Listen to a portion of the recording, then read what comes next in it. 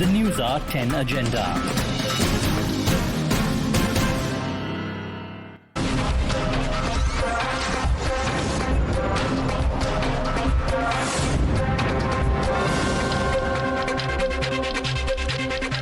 Good evening and welcome. You're watching the NewsHour Agenda. I'm Padmaja Joshi. Tomorrow is a big day when hopefully the hijab debate will be settled once and for all. A three-judge bench of the Karnataka High Court, which includes the Chief Justice, will deliver its verdict on a bunch of petitions before it on the hijab issue. Now, in this debate, we have tried to stress that there are three main questions that have arisen before us. Usually, when you see a debate, people keep shifting goalposts, jumping one topic from the other. So it is very important to segregate the three main arguments that the hijab debate has thrown up. One, is wearing hijab an essential part of Islam? Second, even if hijab is essential to Islam, can the right to practice religion be considered bigger than a uniform prescribed by an institution? Can religion be bigger than rules? And third, the more existential question is the hijab or any head cover something that we should aspire to as a country in the 21st century? Is a head covering progressive and aspirational for a country like ours? Now, the court tomorrow will be addressing and hopefully answering only the first two questions, whether it's essential and whether religion is bigger than rules. The third is something that I have included because we all must think of that as a country. Now, talking about the two main arguments that are before the court and which it will be ruling on. There are several counters that have been made very clearly by the state as well as the schools who are also party. And the main one is that if we are talking about hijab as an essential religious practice, then we must also agree that the whole idea of hijab as choice is completely made up. The state has argued that if hijab is to be called essential, then it cannot be a choice. What is essential is not a choice. What can be chosen is not obligatory. So if we agree that hijab is essential to Islam, it means that all Muslim women will be robbed of agency and it will force all practicing Muslim women into wearing the hijab. On the second issue, that of uniformity and rules, the Chief Justice in the course of the hearing said, and I quote, "In places where uniforms have been prescribed, everyone must adhere to the uniform code." So the simple question before us today is, will rules ultimately trump religion? And finally, will this controversy, which unfortunately has robbed some children of their more important right, their right to education, be finally laid to rest? You're watching the News Hour at 10, debate number 1 on Times Now, Super Prime Time. All right, joining us on the debate, Advocate Neelofer, spokesperson of National Conference, Dr. Pawan Rao Ambedkar, spokesperson of AIMIM, Syed Aslam Pasha, spokesperson of JDS, Dr. Zina Chaukat Ali, director at General Wisdom Foundation. My first question is to you, Sanju Verma, national spokesperson of the BJP. Are you hoping that finally this distasteful controversy will be laid to rest? You know, Padmaja, I'm very confident that tomorrow the court will give a judgment.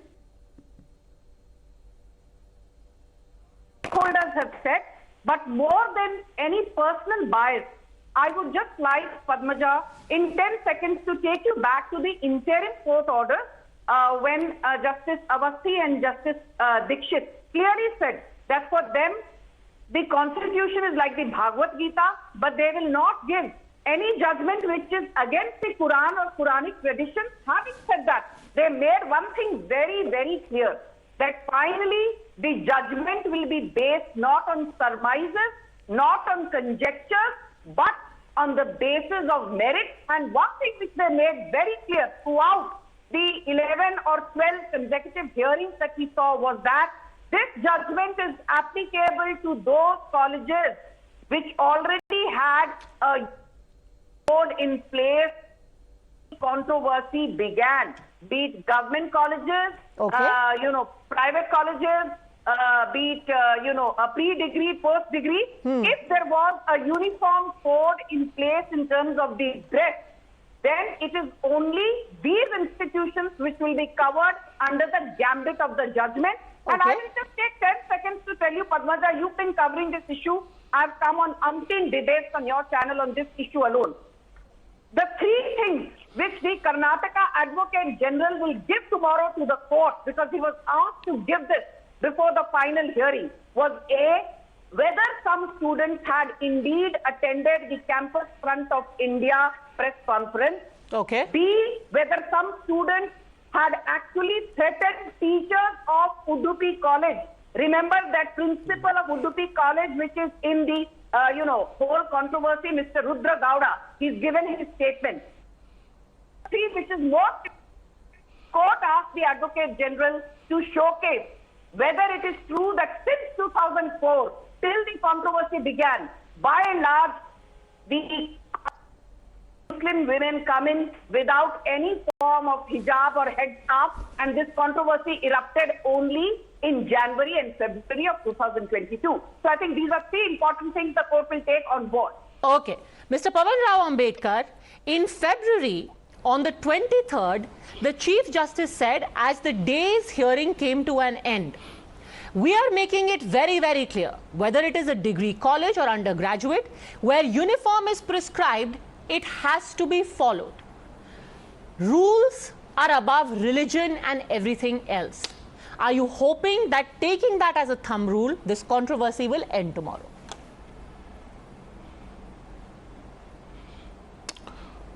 Surely, Padmaja. I respect the judiciary, Indian judiciary and Indian constitution. But whatever will be the judgment, tomorrow's judgment, we will accept that. But the question is there that what was the reason to give this type of order to ban on hijab by the government? This is the question. Whether they were not aware that the girls were wearing the hijab since long time, and the Indian tradition shows that every student or every citizen of this country has a right to get the education irrespective of wearing the clothes. There is no question of getting the education and wearing the cloth. Two things are connecting by the some persons in India. They are making the hatred condition in this country. In the name of religion, in the name of wearing the clothes, why they are not questioning on the wearing of the clothes in Delhi University, why they are not questioning on the wearing of the clothes by the students in the NIFT, means National Institute of Fashion Technology, why they are not questioning on the using of the dresses in law colleges. Okay. So why they are questioning only on wearing the hijab? Hijab is nothing but this is a form of uniform of the common people, form of the uniform of the persons. So you are saying that NIFT mein hijab is allowed?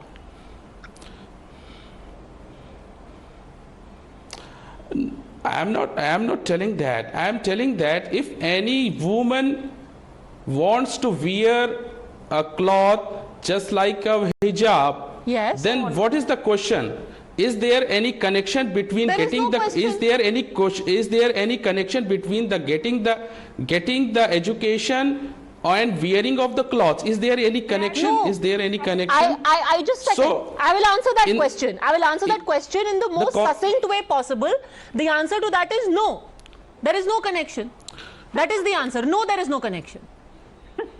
Then why the people are raising the question on wearing the clothes? Because wearing sir, the Chief Justice of India, the Chief Justice of the Karnataka High Court answered your question, and I have in fact quoted him to you 10 seconds ago, where the Chief Justice said, and I quote, we are making it very clear whether it is a degree college or undergraduate where uniform is prescribed, it has to be followed, unquote.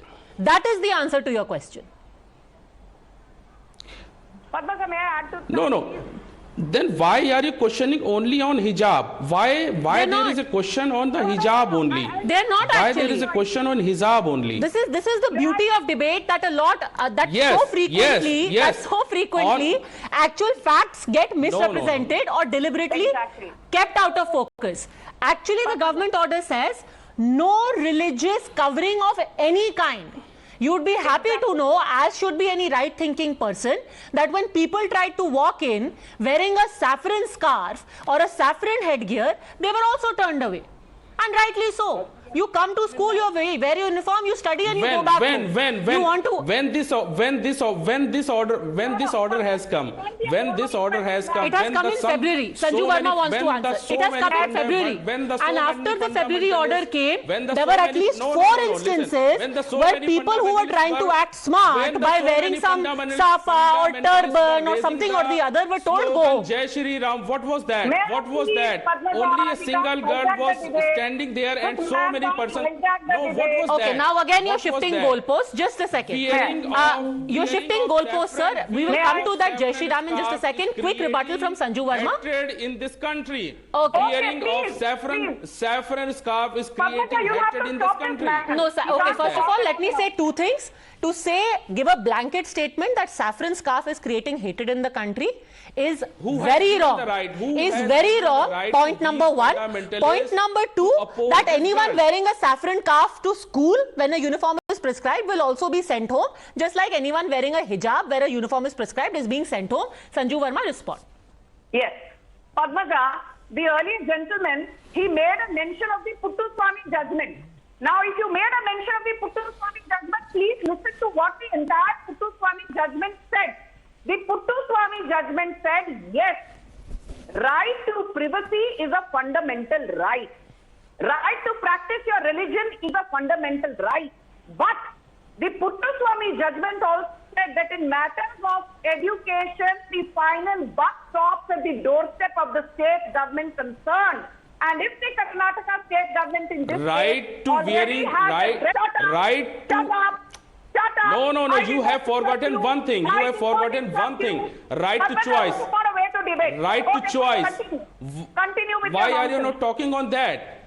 Continue No, with no, your no, you nonsense. have forgotten that. I'm Right to coming. choice, right to wear a cloth, right to take a Padmaja, food. can I please come in? Okay. You did not allow me Respond. to... Respond, Sanju Verma. Please, Mr. Ambedkar, please let her finish. Then you respond. Yes. First and foremost, now get this very clear. Ma'am, they are the followers of One the at a time, fundamentalists. please. They are supporting the fundamentalists. No, They sir, are- you cannot. No, when you do not agree with somebody, this is not that show where when you do not agree with somebody, you can silence them and call them names and say you are fundamentalists, you are bigots, you are falana.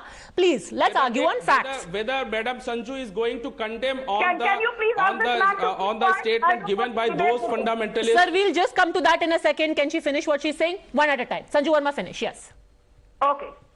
So the point I was making was, do not see Puttaswamy judgment and hear this loud and clear. Puttaswamy judgment said right to privacy is a fundamental right. Yes. But Puttaswamy judgment also said that in matters of education, the buck stops at the doorstep of the state government under the 7th schedule of the Indian Constitution. Point number 1. Point number 2. This is not about a clause. This is about a regressive practice. And point number 3 is that right to practice religion does not exist in a vacuum. Every fundamental right is subject to public order, morality and health. So stop giving me a bhashan. पहले जाकर पढ़ लिख कर आओ, वापस आकर भाषण देना. Okay, Advocate Neelofar. Finally, girls will get back to what they must focus on, their studies. You're hoping? Well, Padmaja, let me clear one thing here. I'm not the spokesperson of the JNK. This JKNC kindly address me as NC leader, number 1. All right. It's very important. We need to know that when we are interfering in anybody's religion, what right we have got to interfere in anybody's religion. You need to see the consequences of the sequence of the events which have been taken place as against the Muslims itself. We have seen the controversy with respect to the triple talaq, then we have seen halala, then we have seen azan controversy, and now we are witnessing this hijab controversy. And kindly see the timing. What was the timing? What was, in fact, what people wanted? They wanted to just assemble the majoritarian vote against the Muslims. They wanted, and they have done it. And they have done it. Rightfully, they have done it. You're saying the BJP has won in 4 states because of the hijab controversy. Are you that? Yeah, they have been benefited. Yeah, they have been benefited. They have been benefited. They have been benefited. Sanju Verma, let me tell you one thing. Hijab is mandatory in Islam. Hijab is mandatory in Islam, and you are not going to tell me what to do as per my religion, what not to do. When I am not interfering in your religion, you have no right to interfere. Ma'am, just a second, Sanju Verma, please let's not. I have the constitutional right. I have the constitutional right under Article 25 to 28. You do, but ma'am, just a second. Can I just stop you for a second there? Nobody is questioning your faith. Nobody is questioning your practices. Let me just give you a small piece of trivia, by the way, very specific to the argument we are having. Advocate Nilofer, that of uniform versus hijab. You are saying if somebody stops you from wearing a hijab when a uniform is prescribed, they are interfering in your religion? Kindly repeat. I didn't got it. Are you saying that if there is a uniform prescribed and you are not allowed to wear a hijab, it's interfering in your religion? How hijab is interfering in the uniform? Because the uniform has to be uniform. I'm covering my head. It has to look like a uniform. That is the dictionary definition of uniform. Tell me. Ma'am, if you wear a hijab, you will not look like the person not wearing a hijab. There will be no uniformity, hence no uniform. From last 1947, we have been doing it. But why? And you are still doing it. We are not stopping anybody not to use the sindoor. We are not telling anybody not to. And similarly, nobody is telling you not to wear the hijab, ma'am. The perfect, not to wear the sari. Ma'am. We are not telling anybody. Advocate Sahiba. Should you interfere Advocate in Sahiba. The irony is appear religion to you. The irony is that you are very. To you, it may not appear religion to me. Ma'am, just a second. We have different dimensions. Ma'am, your very personal appearance right now is debunking your claim that women are not allowed to wear hijab. Here you are sitting on national TV in a hijab, and it's fine because this show does not have a uniform. But tomorrow if we decided that there is a uniform and all of us must wear hijab, then all of us will wear hijab. Else we will not be allowed to appear on this show. Or if this show has a uniform where all of us must wear a sari, then we will all wear a sari. Or we will not come on this show. Then it is my personal choice whether to do it or not to do it. Then don't go to that school or don't come on this show. It's as simple as that. On the limited point, madam, it's my personal choice. Right to privacy, right to choose whatever I want to wear. You cannot stop me. You cannot stop. It is not that dress to attract the attention of the other people. It's not going to disturb their mind. Okay, on the limited issue where you're saying, ma'am, that you will decide what you wear irrespective of uniform, let me tell you that as far as the Indian Air Force is concerned, for example, where there is a uniform, you are not allowed to keep a beard, you are not allowed to wear a cap, you are not allowed to wear a tilak, and you are not allowed to wear a red thread. That's just how uniforms work. Now, for somebody to say that I am going to be in the Air Force and I'm going to sport a tilak, they'll be thrown out. Just like they'll be thrown out if they have a beard. Just like you'll be thrown out of a school that has a uniform and you insist on wearing a hijab. Just like you'll be thrown out if you insist on wearing a saffron scarf when there is a uniform. This is how you are going to behave with the minorities. It's not about minorities. I just spoke of tilak and the red thread. Minorities. This is what you are going to do. Ma'am, it is not about minorities. We have been seeing these things going on from so many years now. Okay, quick. See, this is the problem when you mix politics and religion. This kind of dangerous myth creation and polarization happens. Quick rebuttal, Sanju Verma. Then I really must bring in Zina Chaukat Ali. Yes. Okay, Padmaja, I'll just quickly tell you this. That there's, a big news now, as you would be aware, with COVID receding, Mumbai colleges have started allowing, boys and girls to come to the college physically rather than attending online classes. This became big news 48 hours back in Mumbai. One of the most prestigious, one of the most modern colleges, I will not name the college, in Mumbai, amongst the top ranks in India. there was a girl who wore ripped jeans and went. And this is a very, very, broad-minded college. You know what happened? She was actually asked. She was obviously staying 30, 40 kilometers away from the college. They said ripped jeans is too tight and safety pin. I am not lying. This is there in the local. So colleges do have a uniform. Even broad-minded colleges, they say you can wear jeans, but we will not allow ripped jeans and shorts into the campus and people wearing Hawaiian shirts and lungi. So please don't make this about religion. This is about discipline. This is about respecting the education. Dr. Ambedkar. So there's a dress code. We have been respecting. We have seen how you have used this judgment. When the Okay, entry okay. orders were Madam, passed, when the entry orders were passed, we have seen how you have stopped even the teachers. आप महान हो, please चुप हो जाइए. Even teachers were told to put off these From which headscarves. madrasa did you study? We have seen on roads. They were stopped. Okay. No. This is let's not make personal comments about anyone. Let me bring in Zeenat Shaukat Ali and then back to you, Dr. Ambedkar. Dr. Ambedkar, I'll come back to you. Sorry, please just give us more time because we have two people waiting very patiently. Zeenat Shaukat Ali, what is the one question you hope is settled tomorrow by the court? I look forward to this complete controversy. There is no controversy which has been made into a controversy to subside and for reason to prevail. That is what I am hoping, that we become reasonable and we try to understand. So let me explain what I mean. The Constitution of India gives you permission to dress as you please. All women, whether you want to wear a ghoogat or you want to wear a sari or you want to wear a dupatta on your head or you want to wear a burqa or whatever you want to wear, the Constitution does not stop you. We are talking about a school where there is a uniform.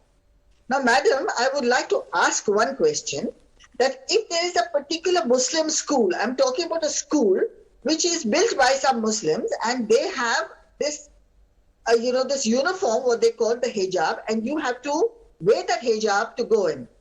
Now, if there is a girl or a few girls who come in and say, now my religion does not permit me to wear this dupatta on my head, and I want to enter the class without this dupatta, will you permit that girl to go there? Because you have to turn it around and ask that question. Sayyid Aslam Pasha, would you allow? A uniform, madam, is a uniform. Jab school mein jate hain aap, you can wear your hijab up to the gate. It's been a very reasonable interim judgment. You can wear it up to there. When you are entering a classroom, it has to be religion neutral. It has to be religion neutral. So neither saffron, no any particular kind of a dress that categorizes. Interesting. You. Turning it around, Sayyid Aslam Pasha answers. Zeenat Shaukat Ali is saying tomorrow, go with her to a Muslim school and say, I will not cover my head or I will wear a saffron scarf. Will you support her choice? Well, of course, yes. And first of all, let me tell you, Padmaja, at the outset tomorrow, Madam Sanjuji, you need to have some patience. I know you are getting too excited. I don't need your passion. Keep quiet. I don't need your passion. You need to have patience. Get too excited. There's no need to get please too excited. address your answer to the viewers. You please don't fight with each other. Please, Sayyid Aslam Pasha. Doesn't matter. Nobody interrupted you. Go on. Finish what you're saying. Yeah, now we have complete faith in the judicial system of India, and of course, extensive argument has happened from both the sides. And the matter is argued on the premise of Article 25, which talks about freedom of religion. The matter is argued on the premise of Article 15(1), which talks about no discrimination, and Article 21, which talks about liberty and life, and the women have the choice what you want to wear. Now, Padmaja, the matter is prejudice. We should certainly wait. But again, since you keep talking about Article 25 and it being essential to practice of religion, then why are you calling it the choice? There is no choice. If it is essential, you've taken away my choice. You said that if you are a practicing Muslim, you have to wear the hijab. Where is my choice then? No. So in Islam, there is a freedom given to you that there is something prescribed. It is up to the individual whether the individual wants to follow it or not. Great. So the freedom is given, right? Then why are you saying that if girls are stopped from wearing hijab, their religion is being infringed upon? You've just answered your question. Let me finish. Now let me finish. So as I said, in Islam it is clearly prescribed that there is no compulsion, especially in women. Great. So if they are wearing a uniform and not wearing the hijab, their practice of religion is not impeded. Let me come to the actual point. Now what has happened in this Thank you for the discussion. issue, the BJP is using this as effective tool. Just a second, please, Ms. Verma, please let him just finish his point. Yes. It is about majoritarian polarization. We have seen how the saffron shawls were orchestrated. We have seen how this was managed by some particular party. Okay. We have seen how let's not wave about majoritarianism, saffron, election, which is very convenient whenever you are asked about facts. You have just said that there is a choice to wear or not wear. So if there is a choice, then clearly adhering to the uniform and not wearing the hijab doesn't stop you from practicing your religion.